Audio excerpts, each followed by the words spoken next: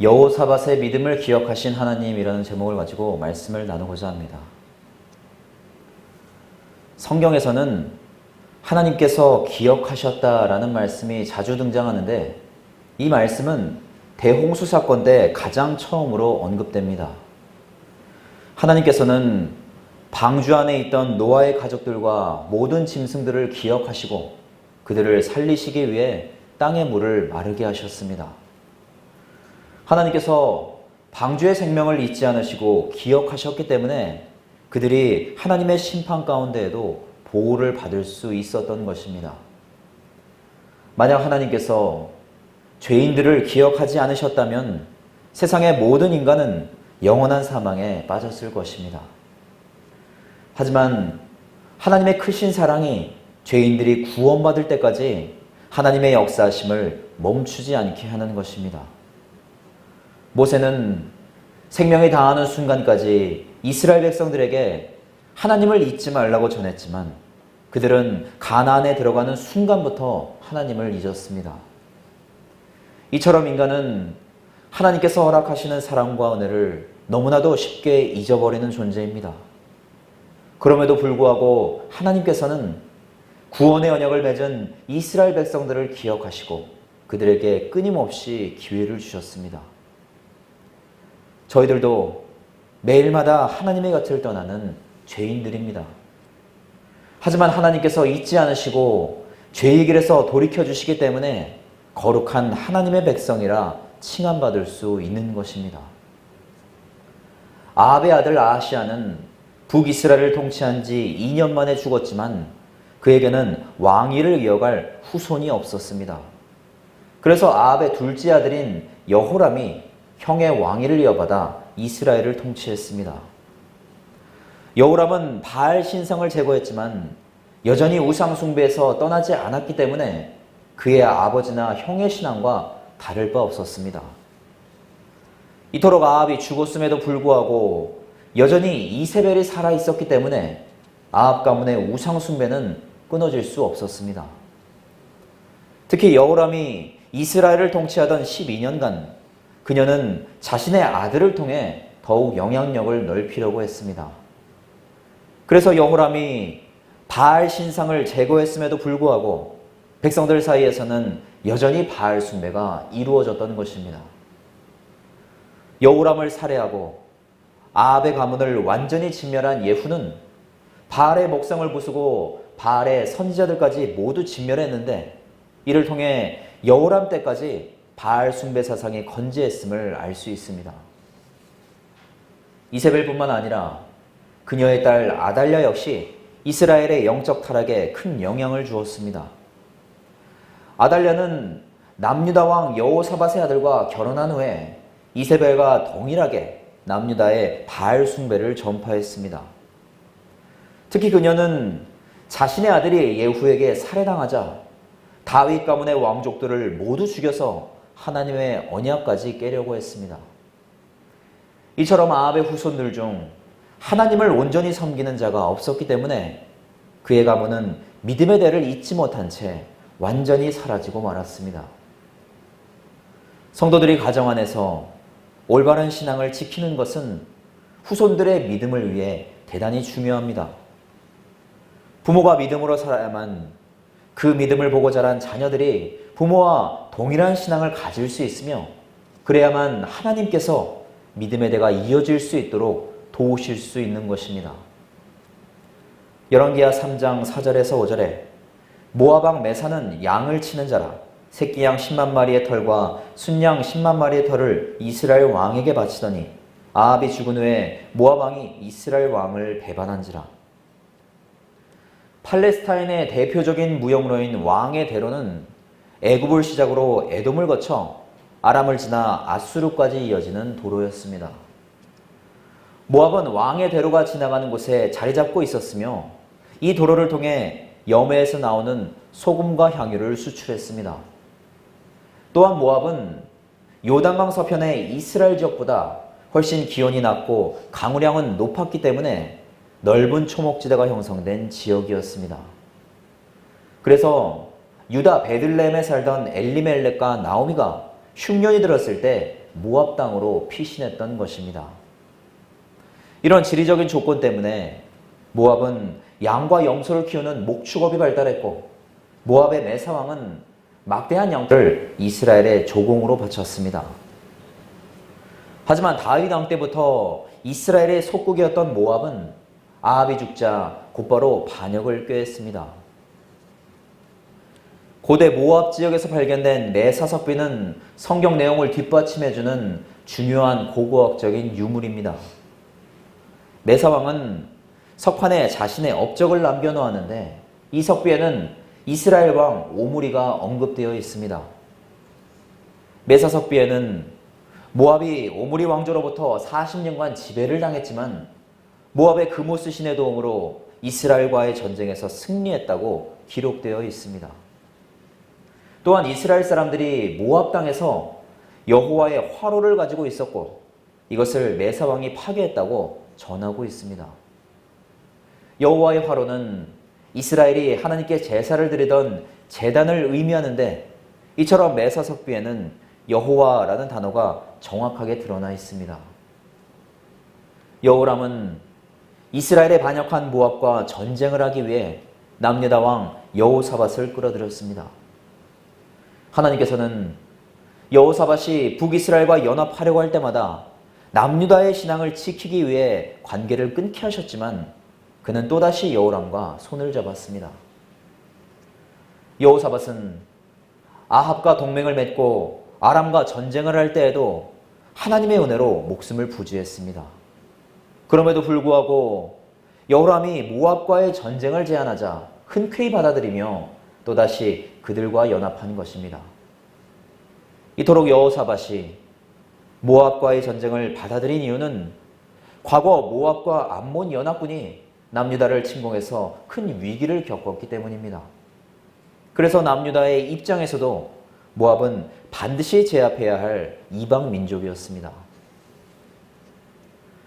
북이스라엘에서 모압을 침공하기 위해서는 크게 두 가지의 경로가 있었습니다. 하나는 염의 북단으로 요단강을 지나 모압의 북쪽으로 가는 길이었고, 다른 하나는 염의 남단을 돌아서 에돔의 북쪽을 지나 모압의 남쪽으로 가는 길이었습니다. 여호사밧은 에돔의 광야길을 지나는 두 번째 경로를 여호람에게 제안했습니다. 이토록 그가 모압의 남쪽 지역으로 돌아가려고 했던 이유는 크게 세 가지로 생각해 볼 수 있습니다. 첫 번째로, 만약 염의 북단으로 돌아가게 되면 아람 족속과 충돌할 수 있는 위험성이 있었습니다. 당시 북이스라엘과 남유다는 모두 아람과 적대적인 관계였기 때문에 이들 연합군이 아람과 만나게 되면 큰 싸움으로 번질 수 있었습니다. 두 번째는 남유다로 돌아가는 길은 멀고 험하지만 에돔에서부터 왕의 대로를 따라 쉽게 모압 지경에 도달할 수 있었기 때문입니다. 마지막 세 번째로는 당시 남유다의 속국이었던 에돔까지 연합군에 합세시켜 더 강력한 공격을 하려고 했기 때문입니다. 하지만 이토록 철저한 계획 속에서도 그들의 길은 순탄하지 않았습니다. 열왕기하 3장 8절에서 9절에 여호람이 이르되 우리가 어느 길로 올라가리이까 하니 그가 대답하되 에돔 광야길로니이다 하니라. 이스라엘 왕과 유다 왕과 에돔 왕이 가더니 길을 둘러간 지 7일에 군사와 따라가는 가축을 먹일 물이 없는지라. 세 나라의 연합군은 먼 길을 돌아서 모압과 에돔을 구분짓는 경계인 세렛 골짜기에 도착했습니다. 그러나 워낙 대규모의 인원과 가축이 움직이다 보니 금세 마실 물이 떨어졌습니다. 세렛은 버드나무 숲이라는 뜻을 가지고 있으며 전체 길이가 약 57km에 달하는 긴 골짜기입니다. 이곳은 출애굽한 이스라엘 백성들이 광야 생활을 마치고 가나안에 들어가기 전 마지막으로 진을 쳤던 장소입니다. 가데스 바네아를 떠나 이곳에 도착하기까지 단 며칠이면 가능하지만 38년의 시간을 광야에서 보낸 후에 세렛 골짜기를 건너간 것입니다. 물이 부족한 팔레스타인에서는 우기 때나 큰 비가 내릴 때에만 계곡에 물이 흘렀기 때문에 이곳은 세렛 시내라고도 불렸습니다. 이스라엘 연합군이 세렛 골짜기에 도착했을 당시에는 가뭄으로 인해 골짜기가 메마른 상태였기 때문에 물을 구할 수 없었습니다. 이스라엘은 모압과의 전쟁을 위해 대군을 이끌고 왔지만 정작 모압을 눈앞에 두고 더 이상 나아가지 못한 것입니다. 이처럼 인간은 하나님의 도우심이 아니면 한 발자국도 나아갈 수 없는 연약한 존재입니다. 인간이 아무리 자신의 일을 계획한다고 해도 그 걸음을 인도하시는 분은 하나님이시기 때문입니다. 하나님께서 세상을 주관하시고 움직이시기 때문에 결국 마지막에 계획을 실행하시는 분도 하나님이십니다. 그렇기 때문에 성도들도 인생의 계획을 세우고 이루어 가시는 분이 하나님이심을 믿고 세상이 아닌 오직 하나님만 의지해야 하는 것입니다. 이런 상황 속에서 그나마 하나님을 믿고 의지했던 여호사밧은 선지자의 도움을 받아 하나님께 간구해야 한다고 제안했습니다. 그는 선지자로부터 하나님의 명령을 받아 수많은 위기의 순간들을 넘겨왔기 때문에 하나님의 사람을 찾은 것입니다. 여호사밧의 제안에 따라 여호람은 왕들과 함께 엘리사를 찾아갔고 그는 여호람을 보자마자 호통을 쳤습니다. 엘리사는 나는 당신과 상관없으니 당신의 부모가 섬기는 바알 선지자들이나 찾아가라고 문전박대를 했습니다. 이처럼 엘리사는 수많은 군사들을 이끌고 자신을 찾아온 왕들을 아무렇지 않게 책망할 정도로 담대했습니다. 바알 선지자들을 찾아가라고 호통을 치는 것은 바알을 숭배하는 아합과 이세벨을 조롱하는 것이나 마찬가지였습니다. 하지만 엘리사는 조금도 두려워하지 않았고 담대하게 그들을 책망하며 의연한 모습을 보였습니다. 그럼에도 불구하고 여호람은 엘리사의 말에 분노하지 않고 끝까지 도와달라고 간구했습니다. 열왕기하 3장 14절에서 16절에 엘리사가 이르되 내가 섬기는 만군의 여호와께서 살아계심을 두고 맹세하노니 내가 만일 유다의 왕 여호사밧의 얼굴을 봄이 아니면 그 앞에서 당신을 향하지도 아니하고 보지도 아니하시리이다. 이제 내게로 검은고 탈 자를 불러오소서 하니라. 검은고 타는 자가 검은고를 탈 때 여호와의 손이 엘리사 위에 있더니 그가 이르되 여호와의 말씀이 이 골짜기에 개천을 많이 파라 하셨나이다. 여호사밧은 남유다에 세워진 우상과 산당을 파괴하고 백성들에게 율법을 가르치며 하나님 보시기에 정직히 행했던 왕입니다. 하지만 그는 자신의 전 인생을 들이며 하나님을 온전히 섬기는 왕은 아닙니다. 하나님의 경고에도 불구하고 북이스라엘과 연합했으며 결정적으로 자신의 아들과 아합의 딸 아달랴를 결혼시킴으로써 남유다의 바알 숭배 사상이 유입되게 만들었습니다. 그러나 하나님께서는 말씀에 순종했던 그의 짧은 믿음의 시간을 잊지 않으시고 기억해 주셨습니다. 새 왕국의 연합은 분명 하나님께서 보시기에 악했지만 하나님께서는 여호사밧 한 명의 믿음을 통해 그들 모두에게 구원의 기회를 허락하신 것입니다. 그들 모두를 선한 길로 돌이켜 구원하시려는 하나님의 전적인 은혜였던 것입니다.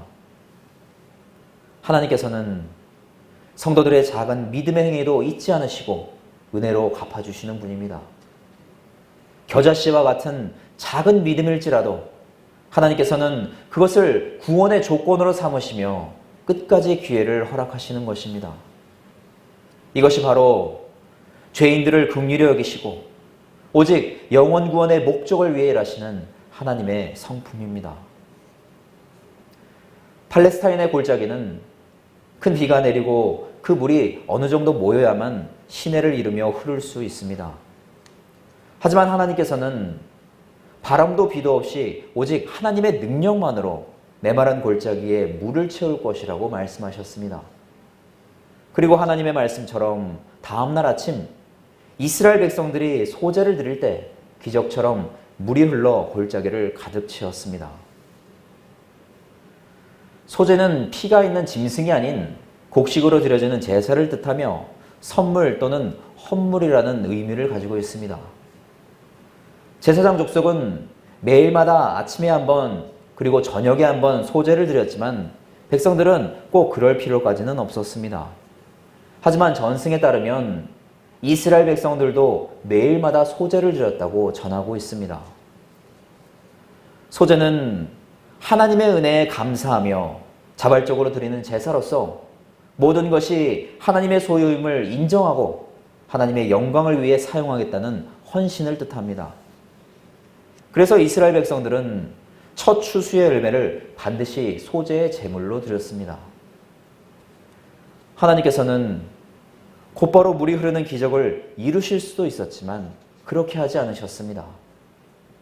이스라엘이 하나님의 소유됨을 인정하고 감사하며 하나님께 영광을 돌리는 순간까지 기다리신 후에 역사하신 것입니다. 이처럼 이스라엘 백성들은 평소처럼 하나님께 제사를 드렸지만 하나님께서는 이를 통해 그들의 마음을 받으셨습니다. 하나님 앞에 감사의 조건을 만들게 하시고 이스라엘을 용서하시며 축복하시기까지 모든 과정들을 하나님께서 친히 계획하시고 이루신 것입니다. 구원의 주권은 전적으로 하나님께 달려있기 때문에 인간의 어떤 노력도 필요하지 않으며 그럴 수도 없습니다. 성도들이 하나님의 거룩한 백성으로 살아갈 수 있는 이유도 하나님께서 죄된 인생 가운데 개입하셔서 선한 방향으로 돌이키셨기 때문입니다. 그러므로 값없이 구원을 허락받은 성도들은 어떤 상황 속에서도 하나님께 감사하며 살아야 하는 것입니다. 하나님께서는 구원을 향한 하나님의 뜻에 따라 성도들을 기억하시고 결코 잊지 않으십니다. 그러니 언제나 죄인된 나를 잊지 않으심에 감사하며 하나님의 사랑을 끝까지 기억하며 살아가시기를 간절히 부탁을 드립니다.